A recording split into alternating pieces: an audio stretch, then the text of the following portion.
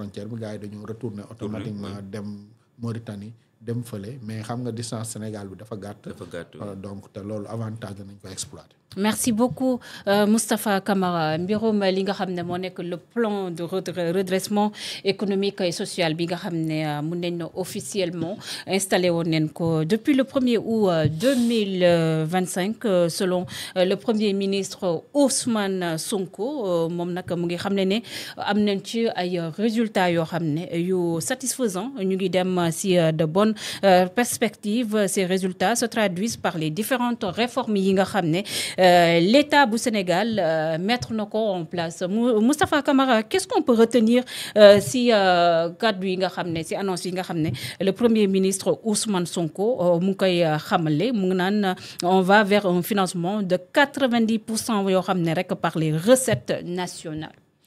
En tout cas Ndiab balaa maa dugg ci sujet bi. Oui. li may njëkk def mooy féliciter la. Donc ma sœur Sophia sax mi may yónneewaat message mi ngi lay nuyu bu baax. Sëñ Omar aussi nee na mi ngi seetaan. sa conducteur émission ak rédaction bi ñoom Moustapha ñoom Djeylani lépp parce que Ndiab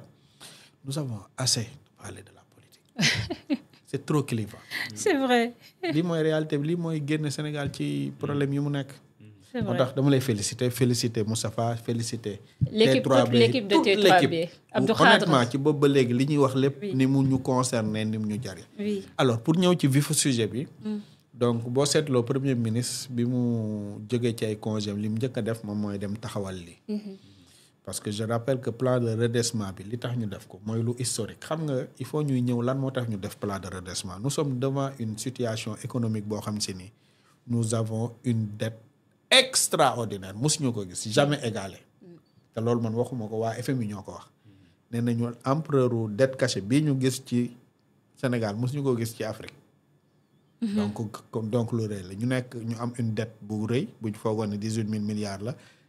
plus de 6 000 milliards yoo xam daanaka 7 000 milliards ñëw dooleeku ci. de dette cachée ñu nekk à peu près à 132% du PIB. Donc mu nekk une situation boo xam si ni mi ngi nii taxaw.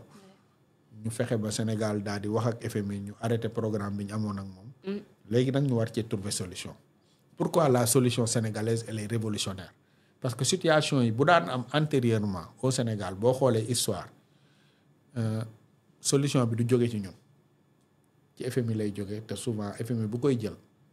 moom du bàyyi xel population bi. Rappelez-vous du plan d'ajustement structurel bi nga xam si ni amoon na fi sous Diouf. Avec les départs volontaires assistés. Les vagues de licenciement. ñu bari stress boobu noonu moo tax ñu jëlee fii ñu ñàkk seen bakkan am na un très bon livre benn magistrat bind je pense qu'il s'appelle Amadou Lamine Sao il faut le lire ci situation boobu noonu ak désastre yi mu créé woon. Parce que ñoom bu ñuy ñëw di jël mesure ay fonctionnaires la wala ay spécialistes yuy toog ñoom mesurer la ñuy xool waaye impact social bi ñoom xamuñu réalité sociaux yi nga xam si ni réalité sociale yi nga xam moom la ñuy dund. Donc pour la première fois fii Sénégal moom moo taxaw lu ñu doon nëbb mu taxaw teg ko ci table bi. moo tax FMI saluer cette volonté ak cette posture de transparence bi nga xam si ni dafa nekk suñu constitution parce que loolu du choix mais c'est une obligation. Dans la constitution il est clairement mentionné que Sénégal depuis le 22 janvier 2001 que Sénégal pour ci ni muy gouverner c'est sur la bonne gouvernance et sur la transparence donc loolu premier ministre defoon ñëw jàkkaarloog sénégalais yi wax leen y'a problème voici la situation ñu affronter ko loolu noonu c'est pas un choix c'est une obligation léegi maintenant li ñu war a xool mooy ñi nga xam si ni ñoo ko def ba pare doon ko nëbb te buñ fi jógewul woon dañ koy perpétuer ba nga xam si ni dañuy nekk situation moom dañuy mbëkk miir war ko di jënd léegi nag pourquoi situation bi am solo mooy Sénégal dafa identifier problème ba pare proposer ay solution te proposer solution bi yëpp boo xoolee Moustapha dañoo fexe ba préserver panier de la ménagère en tout cas lépp loo xam ne si nii la lu nit ñi di consommer muy denrée de première nécessité fexe nañ ba génne ko ci mesures yi nga xam si ni def nañ ko ñu proposer ay taxes sur le mobile money proposer ay taxes sur les jeux proposer sur les produits bruts de jeu proposer ay taxes sur nu mu tudd le tabac ba pare fexe ba nga xam si ni dañuy élargir assiette fiscale bi pour que dans les 3 ans à venir ñu mën a mobiliser l'équivalent d'un budget parce que li nga xam si ne mooy dette cachée bi noonu la toll pour mën a jàkkaarloog suñ ay obligation moom mooy bor boo xam si ni donte ñoom lebuñu ko mais ñoom ñoo ko war a fay ñu trouver ay mesures def ko maintenant bu ñu ko deful woon nag FMI moom mooy ñëw xam nga temps yëpp yaa ngi dégg problème mu restructuration c'est des mots mais mooy li ci suuf moom mooy ñoom bu ñu leen bàyyi woon ñu proposer solution bi njàpp lu gën a tar li amoon ci temps wu ajustement structurel lañuy dund parce que dañ lay demander lépp gis nga dinañ dugg ci rapport d'exécution budgétaire bi gis nga subvention bi sur l'énergie presque 400 milliards mais ñoom bu ñëwee loolu la njëkk a wax nga dagg ko loolu lan mooy conséquence bi moom mooy prix wu courant bi day gën a yokk jëpp te bu boobaa tey néew di doole yi ñoo koy gën a yëg maintenant li premier ministre wax nag au cours de la réunion moom solo parce que ñoom nee nañu bi ñuy travailler sur des hypothèses yi nga xam si ni moo gën a marginal lañ def nee nañu ñoom bi ñëwee def seen première évaluation plan bi mi ngi dox comme sur des roulettes te loolu war nañ ci mën a saluer lu bari te parce que bu ñu duggee ci rapport d'exécution budgétaire bi di nga gis mobilisation recettes yi di nga xam ne si nii lu bari tey plan bi mi ngi ko commencé di ko dugal. Est-ce que vous pensez que c'est faisable parce que le Premier ministre nous annonce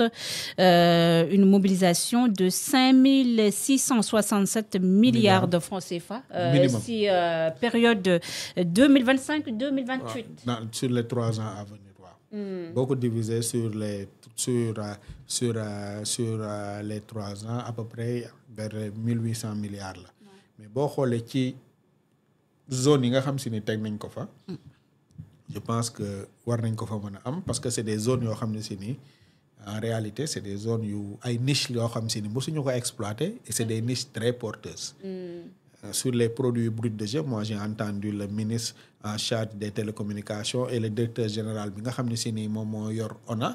fii ñoom nee nañu à peu près sur les 3 ans ils ont fait à peu près 1200 milliards et quelques si tu prends 20% de ce montant loolu daanaka une bonne partie day dugg.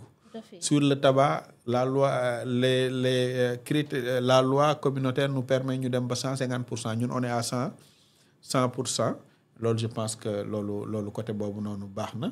beneen bi moom mooy sur le mobile money ak sur l'élargissement de l'assiette fiscale sur les droits de timbre. Donc côté boobu tamit je pense que sénégalais yi war nañ ko mën a kenn effort la demander te je pense que comme moom nee na ni ngi dem te xam naa ni ils ont fait des prévisions mois par mois et je pense que bu fekkee suivre nañ ko que mu am un suivi bu régulier bu rigoureux buñ ci jàppee rek war nañ ci mën a dem te entre-temps je pense que même FMI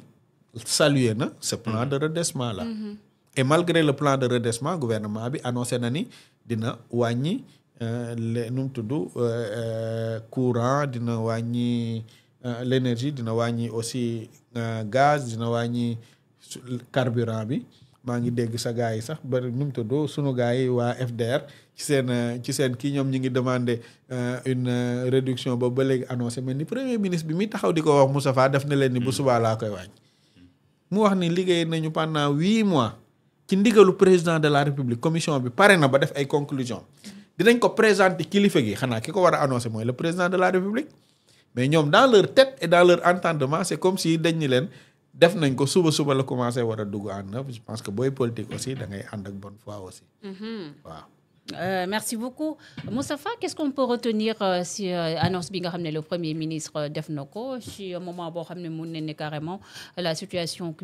du pays économiquement est assez